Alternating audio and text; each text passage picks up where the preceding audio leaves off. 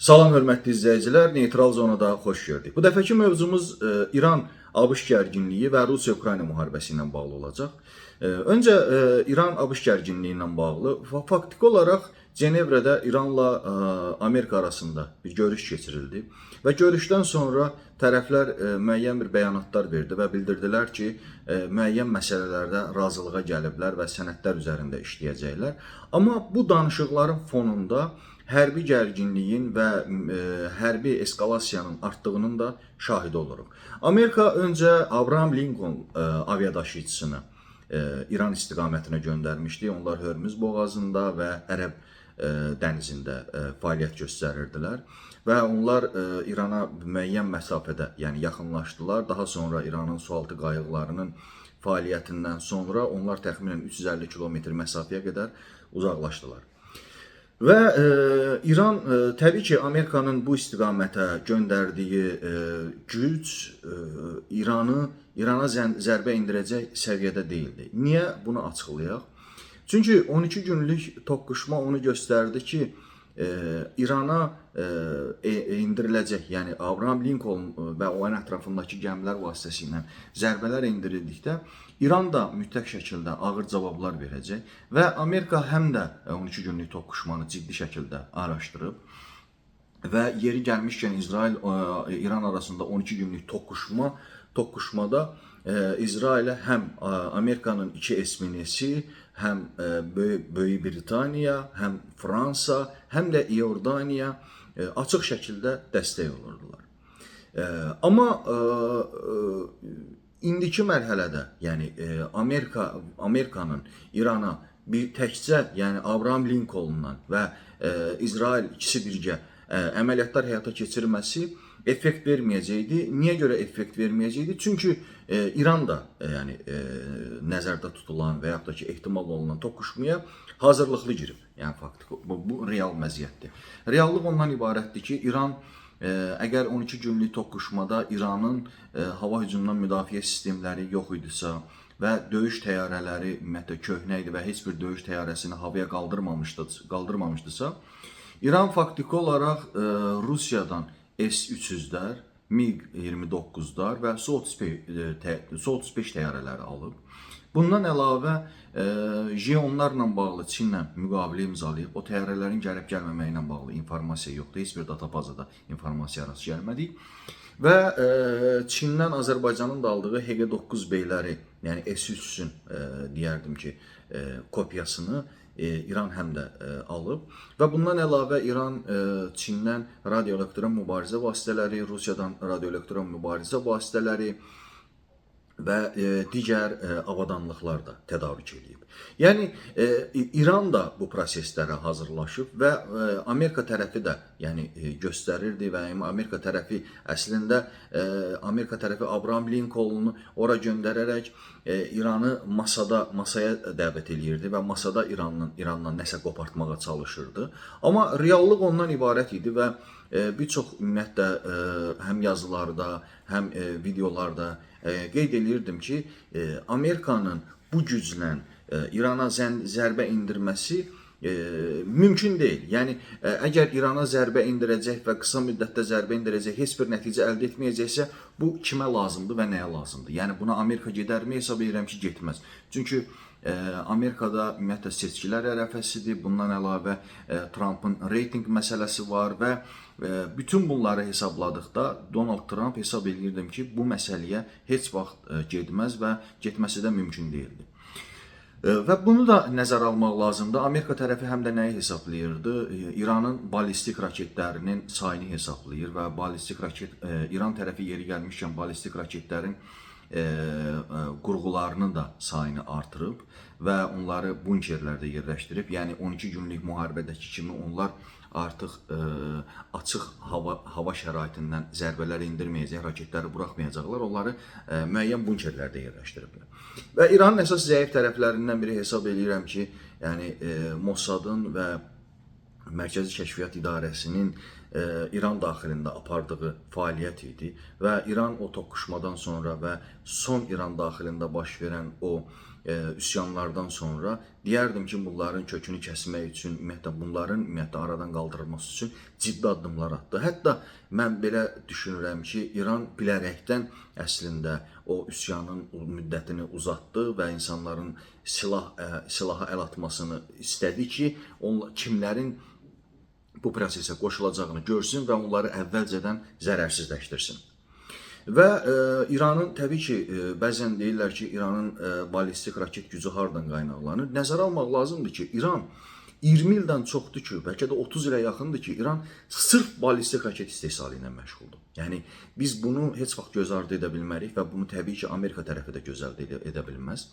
Və ona görə də sırf Abraham Lincoln aviadaşıyıcısının ora gəlməsi ilə və bununla İrana zərbələr endirəcəyi və nəticə əldə edəcəyi gözlənilən deyildi. Və Amerika tərəfi də bunun fərqindədir və Amerika tərəfi də bunu gördü və ona görə də hesab edirəm ki, artıq Gerald Ford və digər əlavə Bush adlı aviadaşıyıcısını əraziyə göndərir və Gerald Ford aviadaşıyıcısının yəni indiki sürətini nəzərə alsaq, təxminən bir həftə ərzində Ərəb dənizi istiqamətinə gəlmə ehtimalı var. Və Bush aviadaşıyıcısını da ona görə göndərir ki, bu ehtiyat qüvvə olaraq bunu göndərir. Və təbii ki, orada yüzlərlə F-35, F-16-lar, F-22-lər, B-2-lər, TAHAD ballistik raket əleyhinə hava hücumundan müdafiə sistemləri, Patriot hava hücumundan müdafiə sistemləri, Tomahawk raketləri.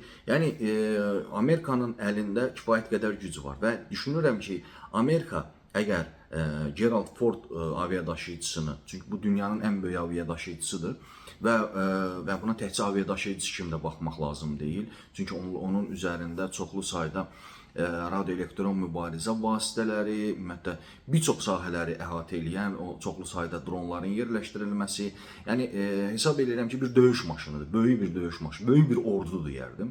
Və bu ordunu əgər İran ətrafına yerləşdirsə, hesab edirəm ki, ondan sonra İrana zərbə endirmək məsələsi reallıq əks etdirəcək. Yəni, əgər Abraham Lincolna qədər şəxsən mən düşünmürdüm ki, Amerika hücum edəcək, amma Gerald Forddan sonra Amerikanın hücum etmək imkanları və nəticə əldə etmək imkanları real görsənir. Burada önəmli olan faktorlardan biri nədir? Əgər Amerika hücum edəcəksə, bu toqquşma yuxarıda əvvəlcə qeyd elədiklərim kimi, misal üçün o alınan hava hücumundan müdafiə sistemləri, hava döyüş vasitələri və digər məsələləri nəzərə aldıqda bu toqquşmanın qısa müddətdə baş verməsi mümkünsüzdür.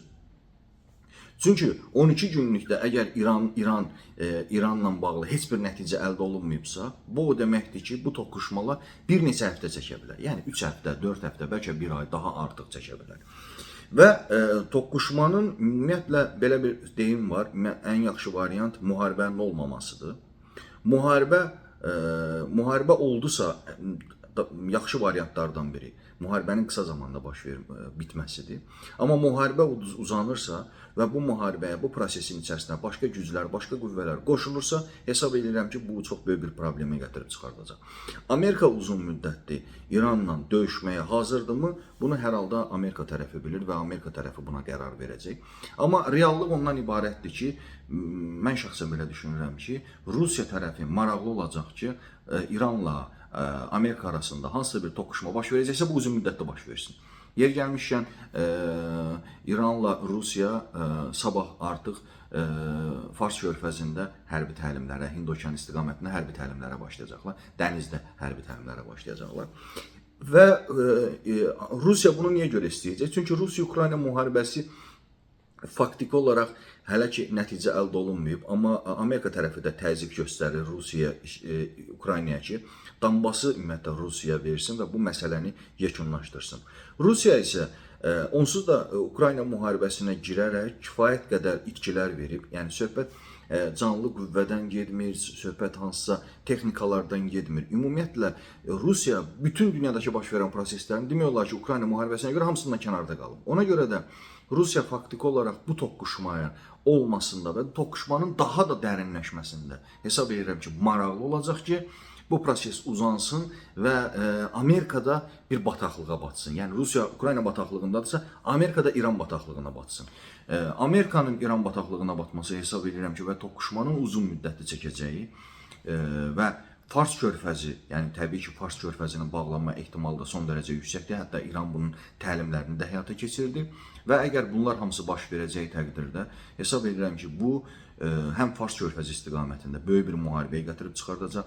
Amerika və İsrail eyni vaxtda təkcə İrana zərbələr endirməli deyil, həm də Husilərə zərbələr endirməlidir, həm də Livandakı Hizbullaha zərbələr endirməlidir. Eyni zamanda İraq daxilindəki şiə qrupların, orada çoxlu sayda şiə qrupları var və onların çox ciddi silahlanıblar və hərbi gücə malikdirlər, onlara da zərbələr endirməlidir. Yəni bütün biz bunlara baxdıqda bu müharibə bütün yaxın şərqi, körfəzi, hətta deyərdim ki, bizim regionu belə əhatə edə bilər. Ona görə də müharibənin olub-olmayacağını demək indidən asan deyil amma Amerika əgər həqiqətən də Gerald Fordu və digər aviadaşıyıcıları da əraziyə yığsa, bu eynən Azərbaycanın Qarabağ istiqamətinə yığdığı və Rusiyanın Ukrayna istiqamətinə yığdığı qüvvəyə bənzəyir. Ya şərtləri qəbul edəcəksən, ya hərbi güc işə düşəcək. Və düşünürəm ki, əgər İran sona qədər dirənəcəksə, sona qədər bu prosesin apı getməsində maraqlı olacaqsa, İran tərəfi heç bir şərti qəbul etməyəcəksə, bu toqquşma ilə nəticələnəcək. Toqquşma isə hesab edirəm ki, son dərəcə ağır və ciddi problemlər yaradacaq və əslində bu proqnozda 2028-ci il üçün, daha hətta deyərdim 2033-cü ilin proqnozlaşdırılan böyük müharibə, yəni 3-cü Dünya müharibəsinin faktiki olaraq başlaması anlamına gələcək. İzlədiyiniz üçün təşəkkür edirəm. Sağ olun, var olun.